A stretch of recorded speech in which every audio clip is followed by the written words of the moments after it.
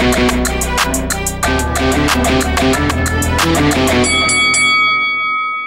guys, welcome to Boxing Squared for boxing news and views from around the internet. The latest WBA rankings are out, and as usual, there's a few things worth noting, worth talking about, a few comical and farcical things as well, and I'm certainly going to get into it. For the main, there's actually not a lot of shuffle in the sort of top 10. But there's some interesting points about the top 10, including Bryant Jennings flexing over the WBA regular title, certainly well worth talking about as we go through these rankings. Towards the bottom, Christopher Lovejoy, WBA sensation, has been unceremoniously dumped from the rankings. That's despite knocking over some more cab drivers in Tijuana. So we're going to get to that too, of course. Buckle in. Let's go. So at the top of the rankings that you can see here, so we've got Trevor Bryan. So he holds the interim title, has done for a couple of months now. He beat BJ Flores to claim that interim status. It was a bit bizarre why it was even on the line in the first place, because there is the regular title holder, Manuel Charr. He has not been stripped yet, and obviously there's the super champion, Anthony Joshua. So we're not going to get all into the backstory on that, but Trevor Bryan has said that he is willing to face Jarrell Miller. While Jarrell Miller, who's at number 2 spot, he said that Don King won't take his calls. Trevor Bryan doesn't want the fight. So there's a bit of he said, she said that's been going back and forth on social media. Mostly they've been saying stuff either in interviews or Instagram stories and other bits and pieces. But the end result is a fight between the two, and they do have some history there. It hasn't got made. But Jarrell Miller, he has made a fight that's for November 17th in Kansas against Bryant. Dinu is currently down the list at number 9. And they are hoping to have the WBA regular title on the line, but there's no guarantees there. Manuel Charr allegedly failed a drugs test. The whole thing is murky. He reckons he's passed the B sample. WBA has not ruled on this, has not commented on this. It's a bit unclear what is happening. Eddie Hearn has been waiting on the WBA so because he wants to have that regular title in Kansas for Miller. Miller seems to think that he's fighting for that. He even said it at the press conference that he's fighting for a title, even though his promoter Eddie Hearn had said minutes before, we're still waiting on the WBA.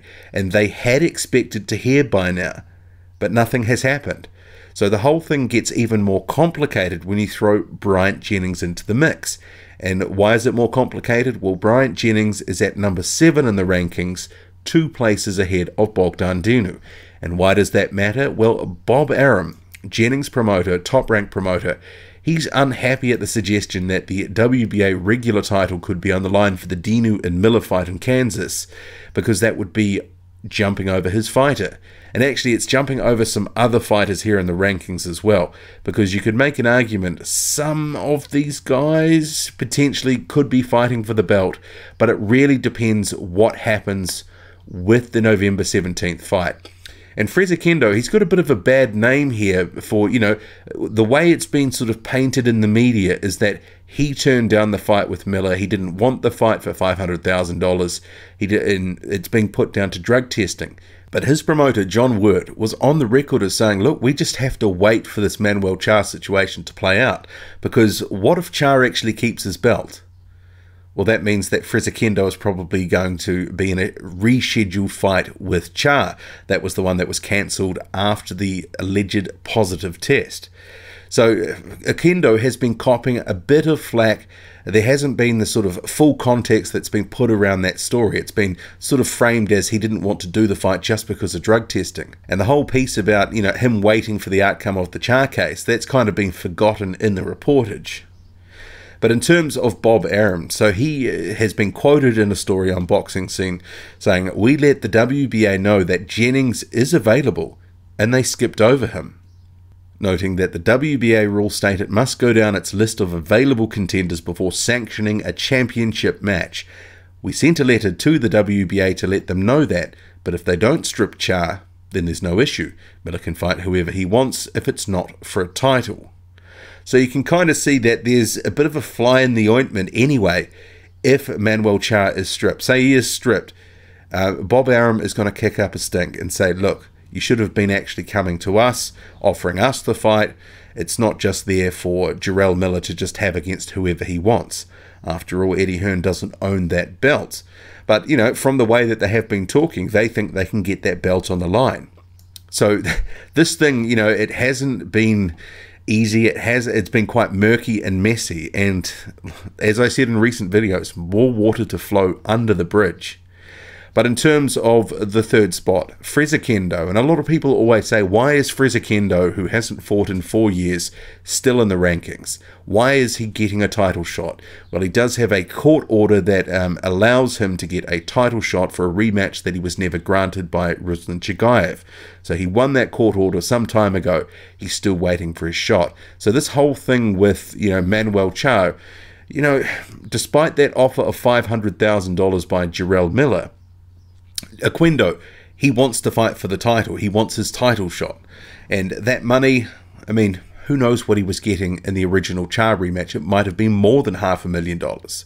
But I do think he has been painted in a bit of a bad light by Eddie Hearn, Jarrell Miller, and some media. Number 4, Dillian Whyte.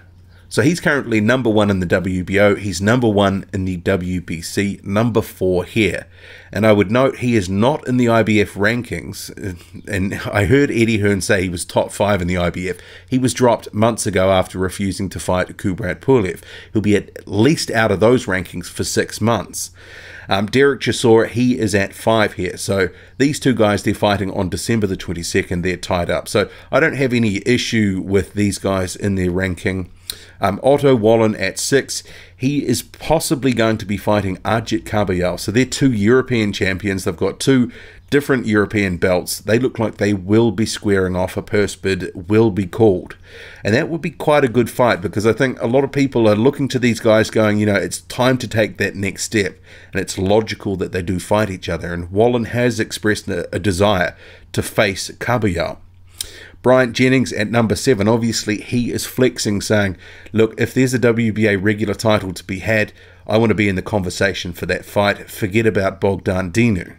Alexander Povetkin, obviously he's just had his shot recently. He's fallen down to 8th. He's been here for 2 months now. At 9, Miller-Dinu, who hasn't fought all year, will fight Miller on November the 17th. So this will be a really interesting fight for Dinu, because an active prospect, he's only fought half a dozen times since the start of 2015. Who knows really how good this guy is? It's going to be a test for him. He's kind of cut out a couple of steps that you might have as a prospect. He is 18-0, but it's pretty low-level work that he's been engaged in. He hasn't had those couple of steps before you'd get to someone like a Jarrell Miller. So understandably, he is a heavy underdog here.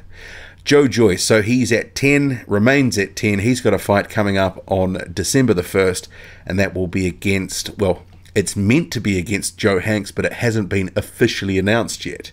By the time you hear this video, potentially it has, but at the time that this was broadcast, Joe Hanks was the name that was mentioned, but not announced. There's a few fights on that card that we know the names, but it hasn't officially been announced. Number 11. Guillermo Jones. Now, this is a really interesting case, and I spoke about this a couple of months ago, but I have to come back to it. How long before these guys who've got some of these minor titles, because he's got a minor Latin belt, how long before they actually have to fight? Because this guy hasn't been in the ring all year, and it's coming up to 1 full year since he had a fight. And he's only had 3 fights in the last few years. I think since 2013, he's only had 3 or 4 fights.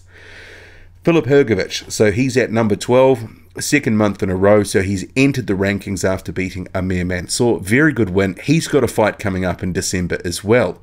Opponent TBC. It's rumoured to be Johan Dorper, but who knows? There could be a few guys that they could turn to for that. At number 13, we have Sergey Kuzmin, 2nd month in a row that he's at 13. He jumped into the rankings on the back of his win over David Price. Guys like Kuzmin, Hrgović, Joyce, you know, they're 10, 12, and 13. I think we can expect these guys to be picking up a bit of a head of steam in 2019 in terms of the opponents that they face, but also where they start to sit across, you know, not just 1 or 2 sanctioning bodies, but across the board. Mike Perez, he is at 14. And he is, and this is a bit of a strange case as well, because I thought, hang on, Mike Perez, didn't he just fight at cruiserweight? So we went to his box rec, and yes, he just fought, and this was earlier in October, the 20th of October, he fought Keith Tapia, and that was at cruiserweight. He hasn't been campaigning at heavyweight, so his inclusion here at 14th in the heavyweight rankings on the back of no work here, he's just been in the ring recently as a cruiserweight, you know, it kind of beggars belief. What is going on here? And these are the nuggets that the WBA throws up and you just kind of scratch your head. But on the flip side, what has happened is Alexander Ustinov, who'll ironically be out on November 24th, he's been dumped from the rankings entirely. He'd been hanging on in the rankings towards the tail end since his loss to Manuel Char at the back end of 2017. So he's done well to just stay in here because he hasn't had a fight. But now, ahead of his upcoming fight, he's been dumped out of the rankings altogether. And he's not the only one. Christopher Lovejoy, WBA sensation, who battered his way into the top 15 by taking on completely overmatched nobody opponents. He, despite having a couple more knockover jobs, he is actually out of the rankings altogether. So, I mean, his ranking was pretty shocking and surprising to begin with when he entered a couple of months ago. So it hasn't surprised me that, you know, he was hanging on at the end of the 15. Hasn't surprised me that he's dropped out altogether. But he has had a couple more wins since his first inclusion in the rankings, and I'm sure they've been paying his sanctioning fees. And also, he's had another fight scheduled, not even listed here on BoxRec. I mean, the last result in terms of the method of win, what round, not listed as well. So he has been campaigning in obscurity in Tijuana against, you know, you look at some of these opponents. They're not very good opponents. They're very overmatched. He's been getting KOs, you know, first, second round, mostly in the first round. And that was enough to get him ranked. But now he has dipped out. Surprising he was there in the first place, but the guy that has taken his place at 15th in the latest rankings is Dylan Carmen. So the Canadian, he recently knocked out touted prospect Simon Keane. So on the back of that, because Keane had obviously been building a bit of a head of steam, he was 15-0 before that fight, Dylan Carmen enters the rankings at 15. And he might well take on Dave Allen in December. That's a fight that Dave Allen is targeting. So they're looking to get that fight made, and if Carmen can maintain his status in the rankings, there is obviously something on the line there for Allen to go after. And if Allen was to fight Carmen and beat him, he could potentially end up getting ranked at the tail end of the WBA 15. If Christopher Lovejoy can get ranked, Dave Allen can surely get ranked as well.